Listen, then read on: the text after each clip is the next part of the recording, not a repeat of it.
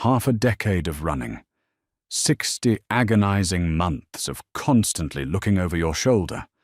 What would you do if the ruthless billionaire alpha you sacrificed everything to escape suddenly cornered you in a dark alleyway, looked you dead in the eye and whispered, "Did you really think you could hide?" Astoria, Oregon was the kind of town where people went when they wanted the relentless weeping coastal rain to wash away their past.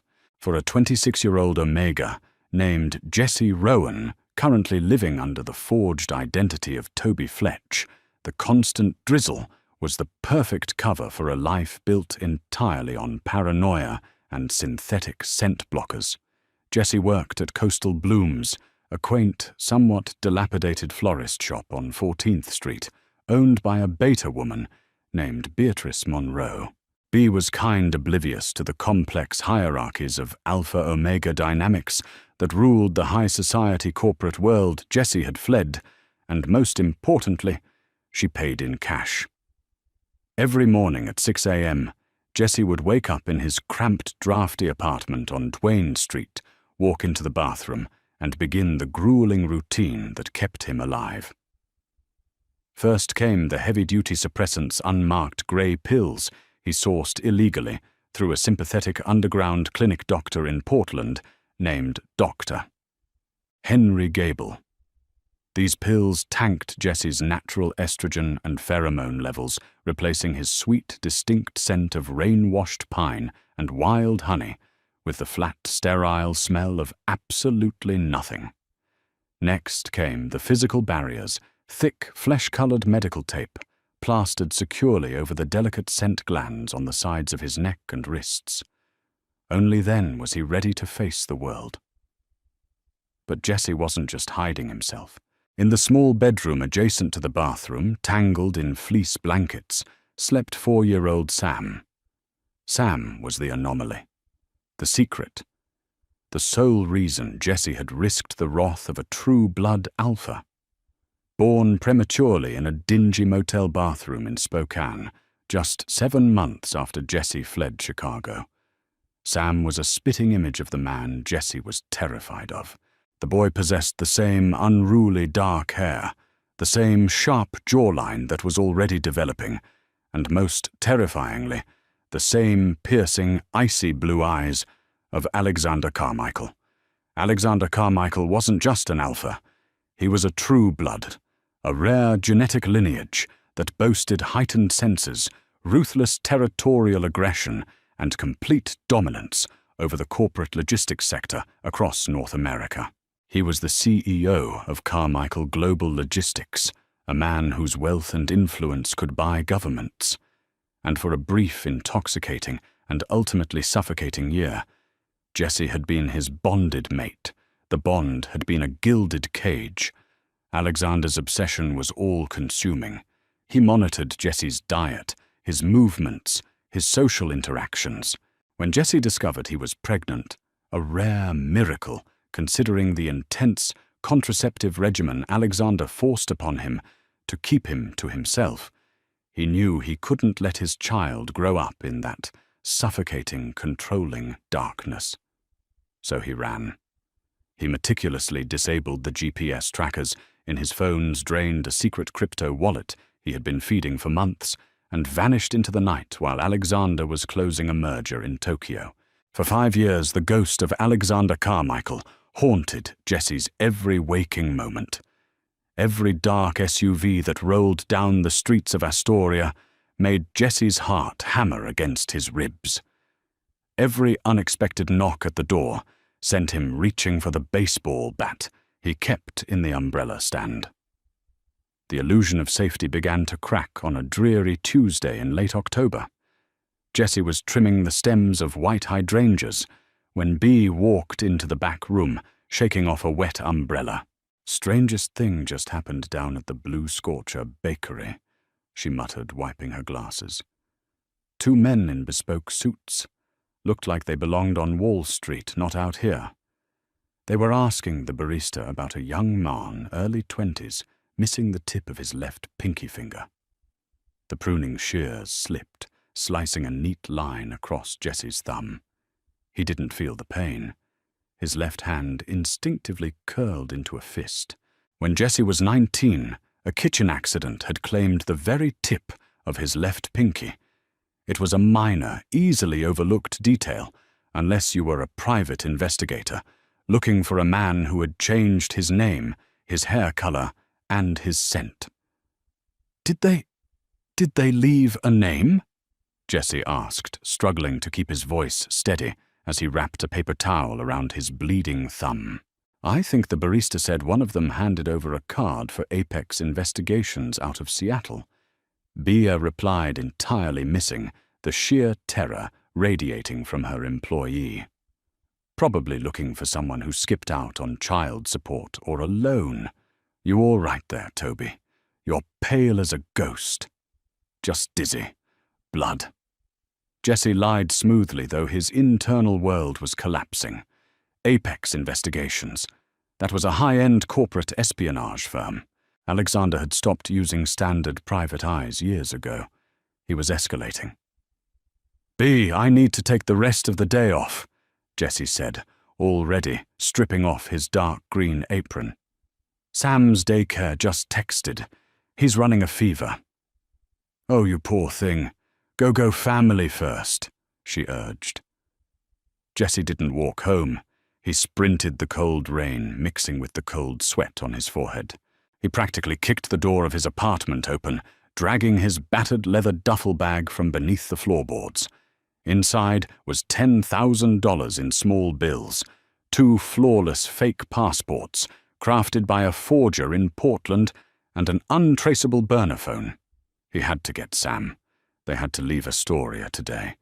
Maybe Canada, maybe further.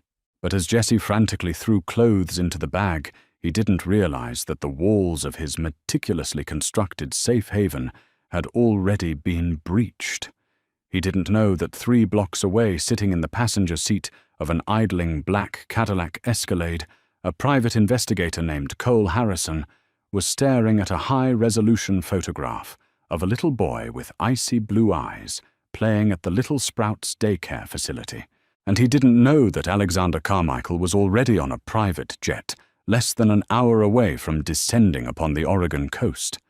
Alexander Carmichael didn't accept defeat. For a true-blood alpha, a severed mating bond was a psychological and physical agony that most didn't survive. When an omega rejected the bond, the alpha's biology interpreted it as a lethal failure. Over the past 5 years, Alexander had become a hollow, terrifying shell of a man. He worked 100-hour weeks, dismantled rival corporations with surgical cruelty, and poured over $4 million into a shadow network of private military contractors, hackers, and investigators. He wanted his Omega back. The obsession had long since bypassed love, mutating into a dark primal need for reclamation. The breakthrough hadn't come from facial recognition or a slipped alias. It came from a microscopic error in a heavily guarded medical database. 3 weeks prior, Sam had suffered a severe asthma attack. Panicked and desperate, Jesse had rushed the boy to Columbia Memorial Hospital. In the chaos of the emergency room, the triage nurse had drawn Sam's blood for a standard panel. Jesse had paid in cash under his fake name, but the blood sample went to a regional lab for processing. Alexander's hackers had algorithms running 24/7 across every major North American medical network, specifically scanning for a highly unique, mutated genetic marker tied to the Carmichael true blood lineage. It was a 1,000,000,000-to-1 long shot. But the system pinged. The algorithm matched the genetic signature of a 4-year-old boy in Astoria to the Carmichael DNA. When Alexander received the encrypted file from Detective Cole Harrison, he didn't speak for an hour. He just stared at the security camera footage of the hospital waiting room. He saw the back of a slender man holding a small child. The man's hair was dyed a harsh, brassy blonde, his posture hunched, but Alexander knew the curve of those shoulders. He knew the frantic way the man's fingers tapped against his thigh. It was Jesse. And the child. The realization that Jesse had stolen his heir, That he had a son he had never met triggered a wave of dominant, territorial rage, so potent it shattered a glass tumbler on his desk. Now the storm was here. Jesse pulled his beat-up 2012 Volvo estate car into the driveway of his apartment building. He had grabbed Sam from the daycare, lying to the teachers about a sudden family emergency. Sam was currently strapped into his booster seat in the back, clutching a stuffed wolf, oblivious to the fact that their entire universe was collapsing. "Daddy, why are we leaving so fast?" Sam asked, his voice thick with a lingering cough. "I didn't get to say bye to Leo." "I know, baby, I'm sorry. We're going on an adventure, remember, just like we practiced," Jesse said, his voice trembling despite his best efforts. His hands shook violently as he shoved the key into the ignition. The engine sputtered, groaned, and finally caught. "Just put it in reverse. Just drive." Jesse slammed the gear shift into reverse and checked his rearview mirror. His blood ran entirely cold. Blocking the exit to the narrow alleyway was a massive matte black Cadillac Escalade. The headlights flared to life, blinding Jesse in the rearview mirror. Two other black SUVs seamlessly boxed the Volvo in from the front and the side, effectively trapping the small car in a cage of reinforced steel. "No, no, no, no!" Jesse chanted frantically, locking the doors. His chest tightened a panic attack, threatening to rip the oxygen from his lungs. The heavy armored door of the Escalade swung open. The rain seemed to part around the man who stepped out. Alexander Carmichael looked older, leaner, and infinitely more dangerous than the man Jesse had left 5 years ago. He wore a dark wool overcoat that billowed slightly in the coastal wind. His eyes, those terrifyingly intelligent blue eyes, locked onto Jesse through the rain-streaked windshield. Even through the closed windows of the Volvo, even through the heavy layers of synthetic suppressants coursing through Jesse's veins, the sheer, crushing weight of Alexander's pheromones hit him like a physical blow. It was the scent of dark cedar ozone before a lightning strike, and pure, concentrated dominance. Jesse gasped his Omega biology, betraying him instantly, as his knees went weak, and a primal submissive whine caught in the back of his throat.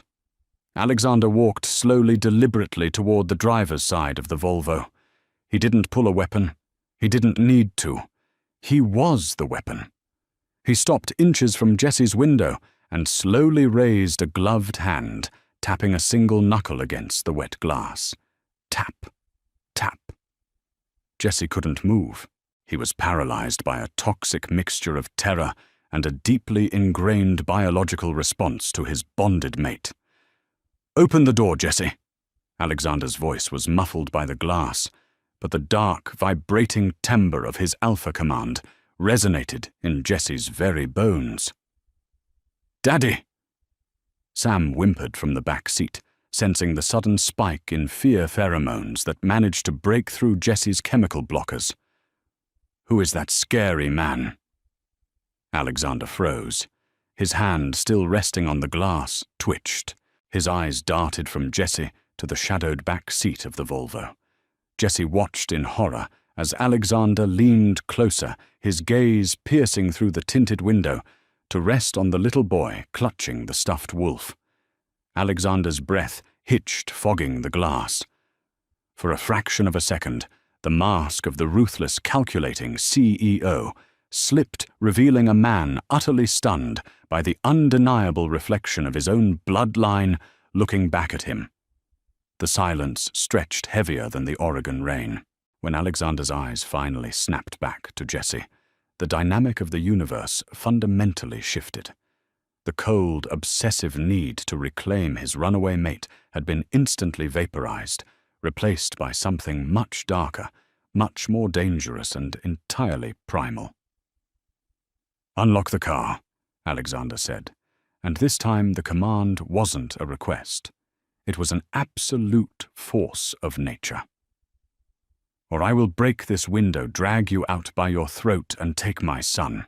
Rain pounded against the reinforced roof of the Volvo estate, sounding like a frantic drum roll to an execution. Jesse's trembling fingers hovered over the locking mechanism on the driver's side door.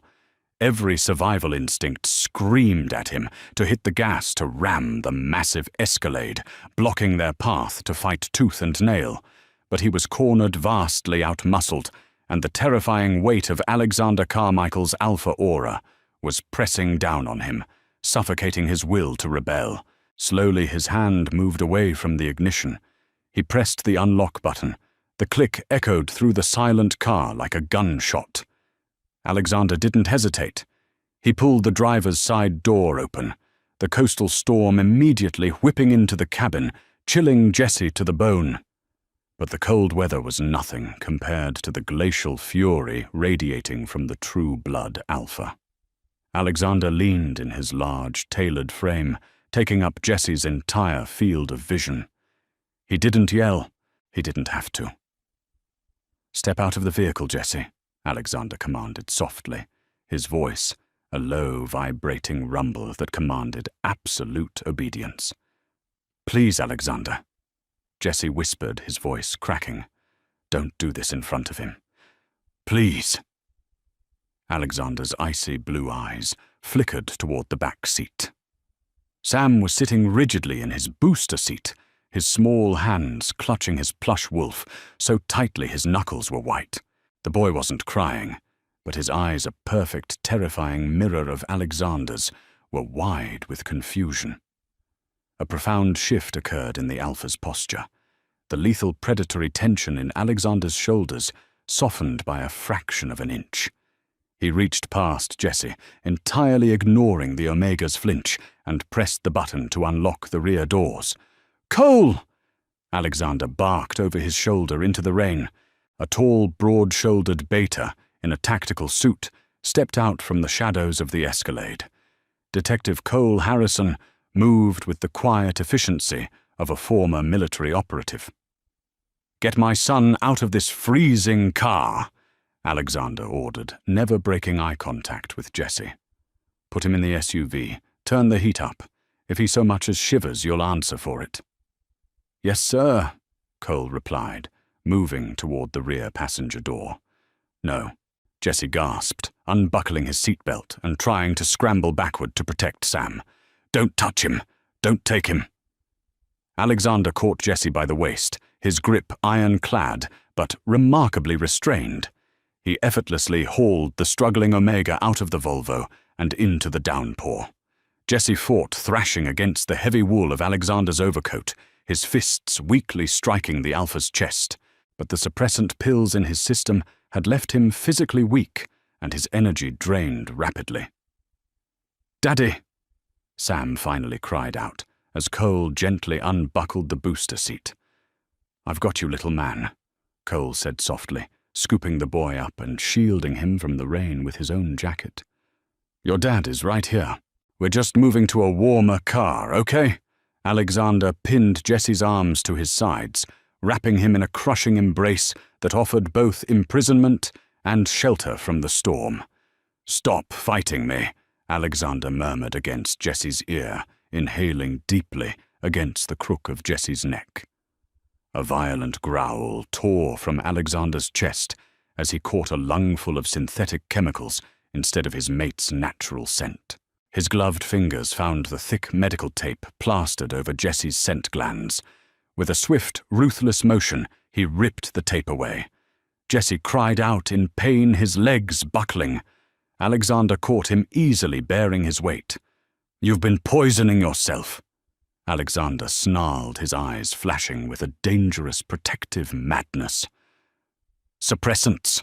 Heavy ones. You've suppressed your biology for 5 years. Do you know what that does to an Omega's heart, Jesse? You are killing yourself just to hide from me." "I was protecting him from you." Jesse sobbed, the adrenaline crashing and leaving him limp. Alexander's jaw tightened, a muscle ticking violently in his cheek. He didn't argue. He simply scooped Jesse up into his arms, carrying him toward the idling Escalade as if he weighed nothing more than a ghost. The interior of the massive SUV was a sanctuary of heated leather, soft amber lighting, and the overwhelming scent of cedar and ozone. Cole had already settled Sam into one of the plush captain's chairs in the back. Alexander deposited Jesse into the seat beside their son, immediately taking the seat across from them. The doors slammed shut, sealing them inside the soundproof cabin. "Drive," Alexander ordered the chauffeur. "Get us to the jet at the Portland International tarmac. Have the medical team on standby. I want his blood flushed of these toxins immediately." As the heavy vehicle pulled out of the alley, leaving Jesse's broken-down Volvo behind, in the rain, the crushing reality of the situation set in. The 5-year game of cat and mouse was over. He was back in the cage. Jesse reached out, pulling Sam onto his lap. He buried his face in his son's dark hair, inhaling the innocent, milky scent of the pup. Sam wrapped his arms around Jesse's neck, peering over his shoulder at the imposing man sitting across from them. "Are you my dad too?" Sam asked suddenly, his voice remarkably steady for a 4-year-old who had just been abducted. The question struck Alexander with the force of a physical blow. The ruthless CEO, a man who regularly ordered the hostile takeover of billion-dollar corporations without a second thought, looked completely out of his depth. He leaned forward, resting his elbows on his knees. "Yes," Alexander said, his voice dropping to a gravelly whisper. "I am your father, Sam. Toby says I look like you," Sam stated matter-of-factly, using Jesse's fake name. "Toby." Alexander repeated the name, tasting like ash on his tongue. He looked at Jesse, his expression an unreadable mask of fury and profound sorrow. "He looks exactly like me. And you stole 5 years of his life from me, Jesse. 5 years of first words, first steps. You stole my family. You were a tyrant, Alexander." Jesse finally snapped the anger temporarily burning through his exhaustion. "You tracked my phone. You monitored my bank accounts.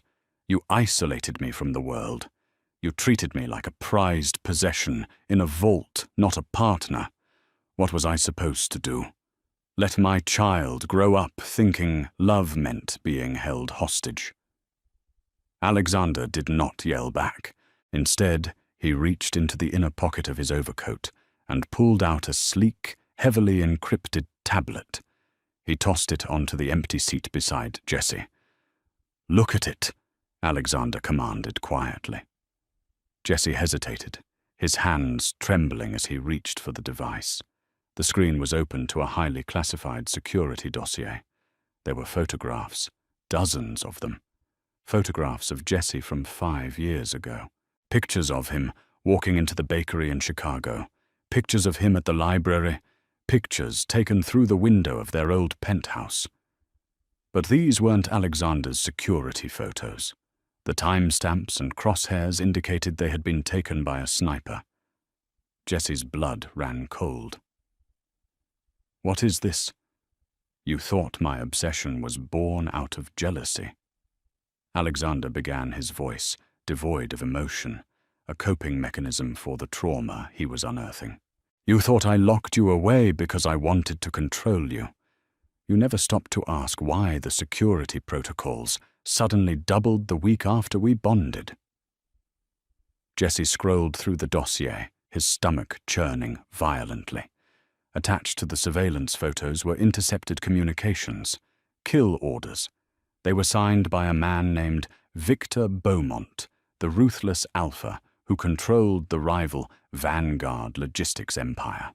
"Beaumont couldn't beat me in the boardroom," Alexander explained, leaning back into the leather seat. "So he decided to break me psychologically. He hired a private military firm to assassinate my bonded mate. You." Jesse stared at the screen, his breath catching in his throat. You never told me. Because you were 21 years old, naive and terrified of the corporate world." Alexander's voice finally cracked the raw desperation bleeding through his alpha facade. If I told you that stepping outside our penthouse meant a sniper might put a bullet through your head, you would have shattered. I tried to shield you from the ugliness of my world. I locked you away to keep you breathing. Jessie felt the world tilt on its axis. The gilded cage hadn't been a prison. It had been a panic room. But you ran, Alexander continued, running a shaking hand over his face. When I was in Tokyo, finalizing the merger that would have bankrupted Beaumont and eliminated the threat, you vanished. Do you have any idea what it felt like to return to an empty home, knowing Beaumont's men were still out there? I didn't just spend 5 years looking for you because I was a spurned mate, Jessie. I was hunting you before they could find you. Silence fell over the cabin, save for the rhythmic humming of the Escalade's tires on the wet highway. Jessie looked down at Sam, who was now dozing against his chest, exhausted by the emotional turbulence of the day. The men at the bakery today, Jessie whispered, his mind racing back to the conversation with B earlier that afternoon. The ones asking about my missing finger. B said they were from Apex Investigations. Alexander's head snapped up, his blue eyes flashing with lethal intent. Apex Cole. He barked toward the front partition. The glass partition slid down instantly. Sir, Cole asked, did we contract Apex Investigations for the Astoria grid? No, sir. Cole replied, his tone instantly shifting into a tactical mode. We relied strictly on our internal network and the hospital database ping. Apex is a subsidiary holding of Vanguard Logistics. Jessie felt all the blood drain from his face. They found me. Beaumont's men. They were at the bakery today looking for me. And if I hadn't intercepted the hospital records and gotten here first, Alexander said, the horrifying realization settling over the car, they would have found you tonight. You and my son would be dead. Suddenly, the Escalade swerved violently. Tires squealed against the wet asphalt as the massive vehicle forcefully broke traction. Jessie screamed instinctively, wrapping his body around Sam as the boy woke up crying. Evasive maneuvers! Cole roared from the front seat, drawing a heavy sidearm. We have Company 3 unmarked tactical vehicles approaching fast from the rear. They're trying to run us off the gorge. Alexander didn't panic. The True Blood Alpha simply shifted gears, the protective instinct overriding every other emotion in his body. He unbuckled his seatbelt, lunged across the space, and threw his massive body over Jessie and Sam, pressing them down into the floorboards. Keep your head down, Alexander ordered, drawing his own weapon from a concealed shoulder holster. A deafening crash echoed through the cabin as a heavily armored SUV rammed into the rear of their Escalade. The reinforced chassis absorbed most of the impact, but the jolt was bone-rattling. Gunfire erupted, the sharp cracks of automatic weapons shattering the rainy night. Bullets pinged against the bulletproof glass of the Escalade, leaving spiderweb cracks in the reinforced material. Hold on! The driver yelled, slamming on the brakes. The pursuing vehicle shot past them on the slick road, and Cole immediately opened fire through a designated gun port, blowing out the tires of the attacker's car. It spun out of control, crashing violently into the concrete median. But 2 more vehicles were boxing them in. Alexander! Jessie gasped, buried beneath the Alpha's heavy protective weight. The scent of ozone and cedar was overpowering, now laced with the sharp metallic tang of Alpha aggression. I lost you once, because I failed to communicate the danger. Alexander growled, his eyes fixed on the remaining pursuing vehicles. I am not losing you to Victor Beaumont today. I will burn this entire state to the ground before I let them touch you or my son. With a sudden violent maneuver, their driver initiated a pit maneuver on the vehicle to their left, sending it careening off the highway embankment. At the same time, a fleet of 6 sleek, heavily armed tactical vans with Carmichael Global logos abruptly merged onto the highway from an overpass, completely surrounding the remaining enemy vehicle. Alexander's backup had arrived. The threat was neutralized in less than 3 minutes. The Escalade pulled over to the shoulder of the highway, surrounded by a fortress of Carmichael security personnel. Inside the cabin, the ringing silence returned. Alexander slowly pushed himself up, holstering his weapon. He looked down at Jesse, who was trembling violently, clutching a crying Sam to his chest. The Alpha reached out his hand, shaking slightly, as he gently brushed a strand of dyed blonde hair away from Jesse's face. "You're safe," Alexander whispered, his thumb grazing Jesse's cheek. "It's over. Beaumont's men are done, and tomorrow Vanguard Logistics will cease to exist. I promise you." Jesse looked into the icy blue eyes of the man he had spent half a decade running from. He saw the ruthlessness, the possessiveness, and the primal dominance that terrified him. But beneath it all, he saw the desperate, all-consuming love of a mate who had spent 5 years living in a nightmare just to keep him safe. "You can't lock me away again, Alexander," Jesse said, his voice trembling but resolute. "I won't be a prisoner in a panic room. If we are going to be a family, if you want to be a father to Sam, I need to stand beside you, not behind a locked door." Alexander stared at him for a long, heavy moment. He looked at his mate, strong and fiercely protective, and then at his son, who was watching him with wide, curious eyes. The Alpha slowly lowered his head, pressing his forehead against Jesse's. "No more cages." Alexander swore softly, his scent finally shifting from aggressive ozone to a calming, deep forest rain. "From now on, we face the wolves together." Jesse closed his eyes, leaning into the touch. For the first time in 5 years, he didn't feel the need to hide. He was exactly where he belonged. Did this intense, true-blood Omegaverse drama leave you breathless? If you loved the dark twists, protective alphas, and the ultimate fight for family, hit that like button right now.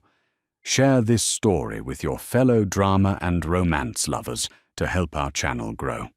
Don't forget to subscribe and ring the notification bell so you never miss out on our thrilling audio stories. Drop a comment below.